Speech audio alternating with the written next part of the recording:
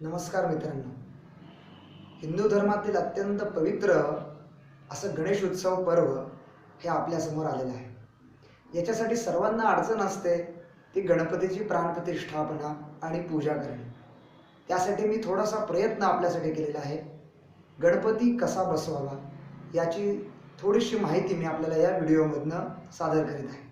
तर प्राथमिक आपण बघूया की गणपती बाप्पाची पूजेची मांडणी कशा प्रकारे करावी. गणपती पूजेची मांडणी आपण आता बघत आहोत. आपल्याला जो गणपती बाप्पा बसवायचा आहे त्याची मूर्ती अशी समोर चौरंगावर किंवा आपण केलेल्या नक्षीदार मैरपीमध्ये मंडपामध्ये गणपती ठेवावा. चौरंगावर, पाटावर किंवा कोणत्याही आसनावर गणपती ठेवून त्याच्यापुढे याप्रमाणे 5 विडे मांडावे.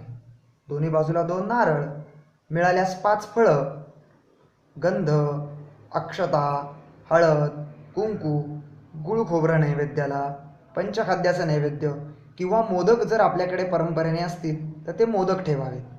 त्याचबरोबर आपल्या उजव्या हाताला ही तेलाची समई, त्यानंतर त्याच्याचबरोबर शेजारी हे आरतीचं ताट म्हणजे तुपाचा दिवा, अगरबत्ती, कापूर आरती, काडीपेटी यांची मांडणी करावी.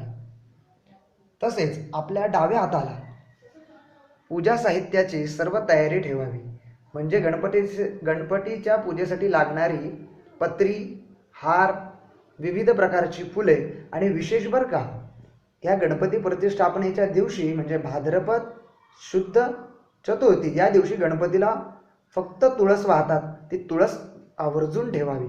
आपल्यासमोर पळी, भांड, भरलेला कलश आणि तामण ठेवावे. अशी मांडणी झाल्यावर आपण गणपती बाप्पाच्या समोर बसून गणपतीची पूजा करावी.